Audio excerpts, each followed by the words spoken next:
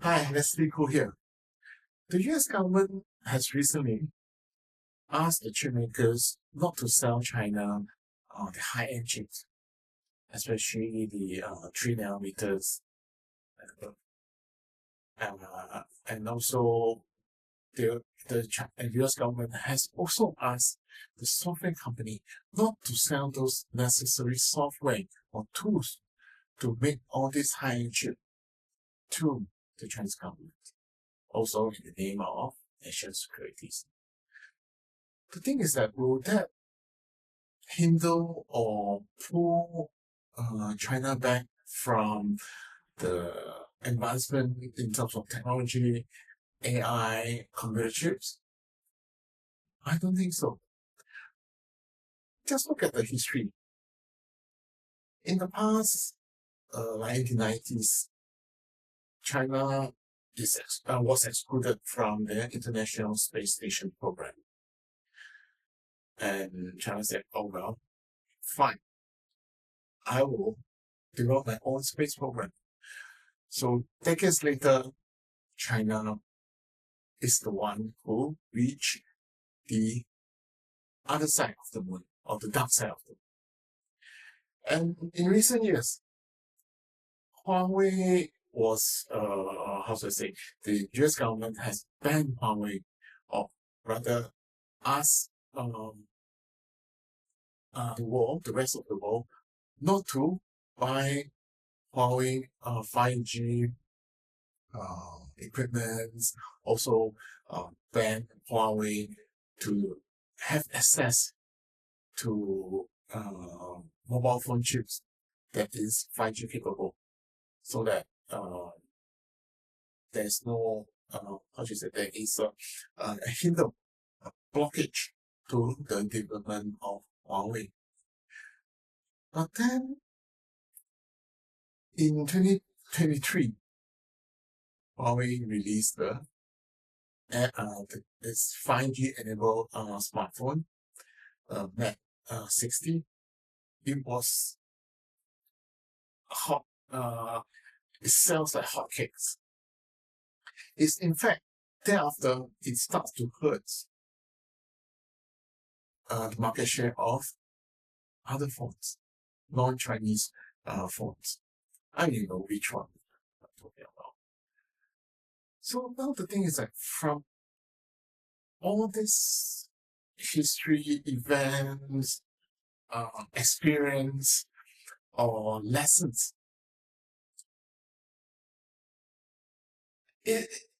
whatever ban, whatever curb that you put on China, be it US or Europe or whoever, it will only push China towards self reliance.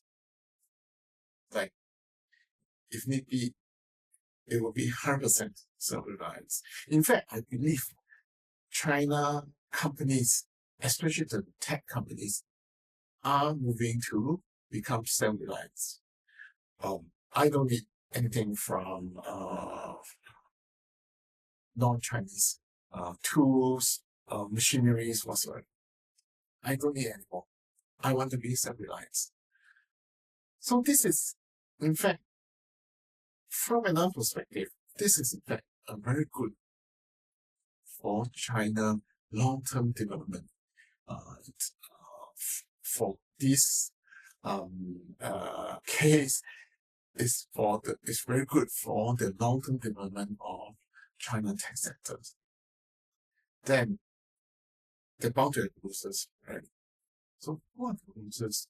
The losers are the sellers, Americans, Europeans, or Japanese, Koreans, that used to command a huge market shares in terms of this technology related equipment of software in China. They are losing out. Slowly, gradually losing out their market shares because Chinese tech companies are rapidly actually they are not losing the market share, so they are losing the market share pretty fast because Chinese companies or tech companies are moving very fast in getting away from the dependence of all these imported software, hardware, services. So whatever curbs, whatever bans on China, it's not going to hurt China. In fact, it's going to hurt all those foreign companies. So, and I'm not sure why these foreign governments, especially the US, they're still trying to restrict, trying to slap a ban, slap restrictions on the technology areas as well as other areas. This will only push all these foreign companies, also the revenue, the market share, their profits, away from this 1.4 billion people markets. So it's not really a wise move from corporate perspective. It's not really a wise move for the US government as well as for other foreign governments to restrict China, to try to build a wall around China so that it will not get access to all the products, be it hardware, services, software, right? That will only hurt the old companies, the American companies, the European companies, the Japanese companies, the Korean companies. So, and we also look at it from a non-tech sector, just a slight deviations. Besides the chips, the US government also trying to restrict the Chinese commercial plane makers to access the engines for their commercial plane development, like the C919.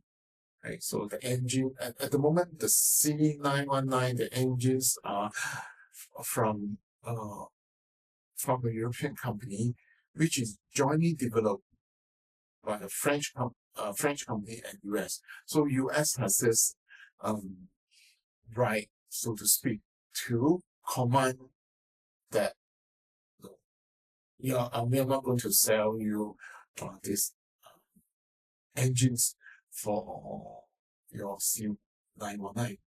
So, but the thing is that China plane makers themselves are currently developing their own flight engine, the plane engines for their own commercial flights.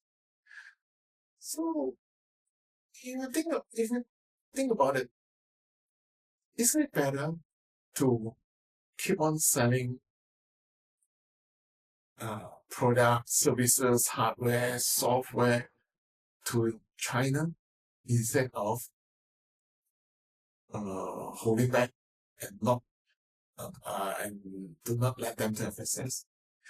We have to remember that China at its current stage has the resources, be it on money, on people, skilled people, and also infrastructure, that they can practically develop whatever they need on themselves. In the past, maybe it was thinking of, since I can access to in the international market for all the hardware, software, and services that I need, I will just buy from them instead of developing on my own.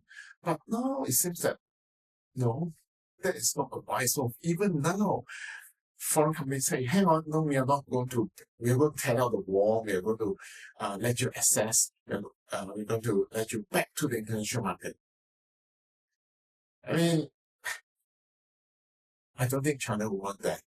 China will continue to develop its own, becomes 100% self-reliance, because based on the past experience, there is too much risk in terms of economic development, China economic development, if it starts to depend on foreign imports of hardware, software, services again. So I think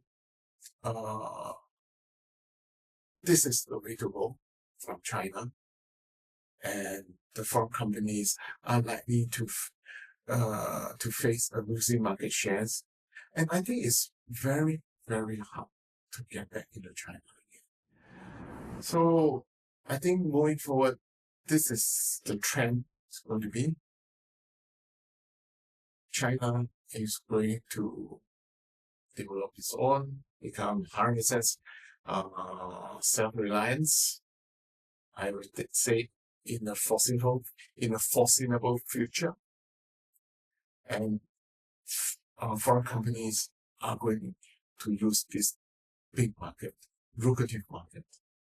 As one says, for China, when the going gets tough, the tough get going. Okay, that's all for this video. See you in the next video. Bye.